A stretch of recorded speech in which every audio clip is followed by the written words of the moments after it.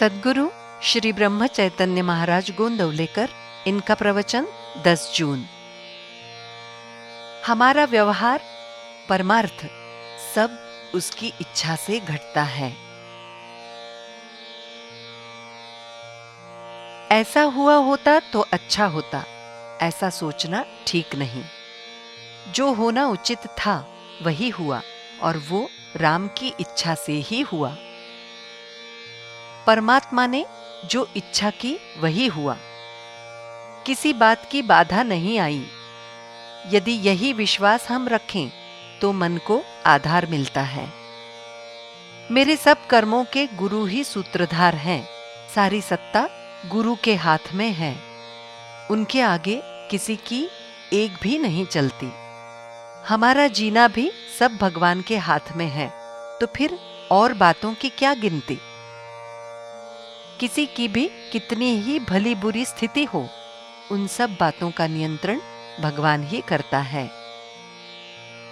हमें अहंकार नहीं होना चाहिए। ऐसा ही हमें मानना चाहिए कि जो भी हो रहा है राम की इच्छा से हो रहा है। यद्यपि ये सिद्धांत सही है तो भी सावधानी से बरतना चाहिए। हमारा व्यवहार परमार्थ जो भी घटता है वो सब उसकी इच्छा से चलता है। अतः होना जाना सब भगवान के हाथ में है। हम उसकी शरण में जाएं। सबके कर्ता राम है, ये तथ्य चित्त में धारण करें तो चित्त में संतोष स्वयं पीछे पीछे चला आता है। मेरा हित राम के हाथ में है, ये विश्वास रखें तो हमें संतोष होगा। मैं और मेरा राम को अर्पण कर दें तो संतोष का पूर्ण अनुभव होगा। राम के चरणों में आशा रखें और आनंद तथा संतोष से रहें। अंतर में संतोष प्राप्त होना ही अपना साधन है। गृहस्थी में कम अधिक न देखें, जो है उसी में संतोष रखें। चिंता, अहंता, ममता, किसी ने अकारण किया हुआ अपमान या शब्द बाणों से किया गया पीड़न, इन सभी बातों में संतोष रखें।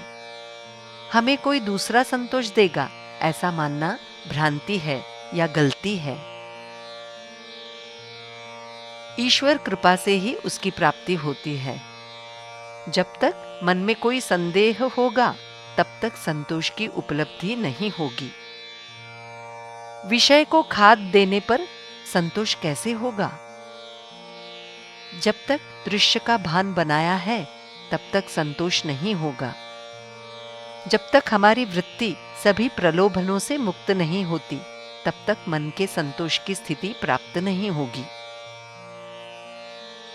संतोष कोई देह का गुण नहीं है, अतः मन से हम भगवान की शरण जाएं।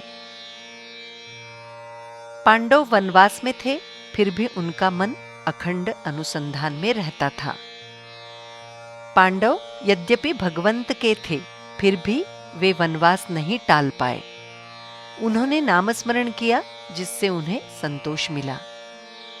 अब मैं राम का हो गया हूं, ये विचार मन में पक्का रखें। जो मन की ऐसी स्थिति रखे उसे संतोष होगा। सबका कर्ता राम है, ये तत्व ध्यान में रखें, तब संतोष होगा। जानकी जीवन स्मरण जय जय राम।